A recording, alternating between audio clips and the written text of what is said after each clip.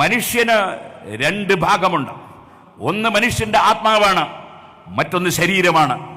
ശരീരത്തിന് ഭക്ഷണം കൊടുക്കുന്നത് പുണ്യകർമ്മമാണെന്ന് നിങ്ങളെല്ലാവരും പറയും. നമ്മുടെ കേരള മുസ്ലിം ജമാഅത്ത് എത്ര ആളുകൾക്കാണ് ഭക്ഷണം നൽകുന്നത്, എന്തെല്ലാം സാന്ത്വന പ്രവർത്തനങ്ങളാണ് നടത്തുന്നത്. അതിലാർക്കും സംശയമുണ്ടാകില്ല. ശാരീരികമായി ആവശ്യമുള്ളത് ശരീരത്തിന് നൽകുകയെന്നത് അനിവാര്യമാണല്ലോ.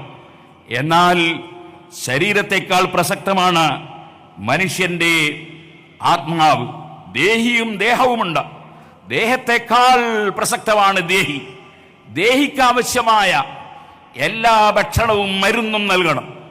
അത് നൽകാൻ അർഹതപ്പെട്ടവരാരാ? അതേ ഭക്ഷണം ആർക്കും നൽകാം, മരുന്ന് നൽകാൻ അർഹതപ്പെട്ടവർ ഡോക്ടർമാരാ, അത് പണ്ഡിതന്മാരാ. പണ്ഡിതന്മാർ അതാത് സമയങ്ങളിൽ ആവശ്യമായ മരുന്നുകൾ അഥവാ അതാത് സമയങ്ങളിൽ ആവശ്യമായ ആശയങ്ങൾ സമൂഹത്തോട് പറയണം. ഇവിടെ മുസ്ലിം പണ്ഡിതന്മാർ മാത്രമല്ല, നമ്മുടെ സ്റ്റേജിലേക്ക് വേറെ മതാധ്യക്ഷന്മാരും പലരും വന്നു. നമ്മളവരെ സ്വാഗതം ചെയ്യുന്നു.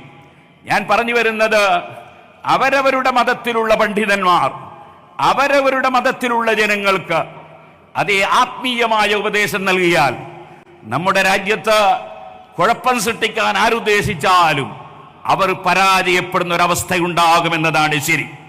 കാരണം പണ്ഡിതന്മാർക്കെന്നും അവരവരുടെ ആശയം അംഗീകരിക്കുന്നവരിൽ പ്രസക്തിയുണ്ടാകും. മുസ്ലിമീങ്ങൾ മറ്റുള്ളവരോട് സൗഹാർദ്ദത്തിൽ ജീവിക്കുമ്പോൾ തന്നെ മുസ്ലിമീങ്ങൾ പരസ്പരം കടിച്ചു കീറേണ്ടവർ അല്ല. മുസ്ലിമീങ്ങൾ പരസ്പരം ഭിന്നിക്കേണ്ടവരല്ല. വഅതസിമു ബിഹബ്ലില്ലാഹി ജമീഅൻ വലാ തഫറഖു. ഭിന്നിക്കരുത് എന്നത് ഖുർആനിന്റെ ആശയമാണ്. ഭിന്നിക്കാതിരിക്കുന്നത് വേറെ ആരെങ്കിലും ശാരീരികമായി കായികമായി നേരിടാനല്ല, മറിച്ച് അതേ നമ്മുടെ പരിമളം നഷ്ടപ്പെടാൻ പാടില്ല. നമ്മൾ പരസ്പരം തന്നെ ചിന്നിച്ചിതറാൻ പാടില്ല. അതുകൊണ്ടൊരു കാര്യവും ഇവിടെ കിട്ടാനില്ല. വഅതസിമു ബിഹബ്ലില്ലാഹി ജമീഅൻ വലാ തഫറഖു. അതിനെന്ത് വേണം? ഖുർആൻ അംഗീകരിക്കണം. ഖുർആൻ നമ്മൾ നോക്കുമ്പോൾ അഷ്റഫുൽ ഖൽഖ് സല്ലല്ലാഹു അലൈഹി വസല്ലം തങ്ങളെ ഒരു വലിയ മധ്യവർത്തിയായി ഖുർആൻ പ്രഖ്യാപിക്കുന്നു. വസ്തഗ്ഫിർ ലിൽ മുഅ്മിനീന വൽ മുഅ്മിനാത്ത്. ഈമാനുള്ളവർക്ക് അവിടുന്ന് മധ്യവർത്തിയാകണം നബിയേ. അവരുടെ പാപം പൊറുക്കാൻ അവിടുന്ന് റെക്കമെൻഡ് ചെയ്യണമെന്ന് ഖുർആൻ. അങ്ങനെ ഒരു മധ്യവർത്തി വേണ്ട എന്ന് പറഞ്ഞാൽ ഖുർആൻ അംഗീകരിക്കലാവില്ല. ഖുർആൻ അംഗീകരിക്കുന്നവരാണ് അഹ്ലുസ് സുന്നത്തി വൽ ജമാഅ. അതേ ആ ഖുർആൻ തന്നെ വലൗ അന്നഹും യളമു അൻഫുസഹും ജാഊക ഫസ്തഗ്ഫിറുല്ലാഹ വസ്തഗ്ഫറ ലഹുമുർ റസൂൽ.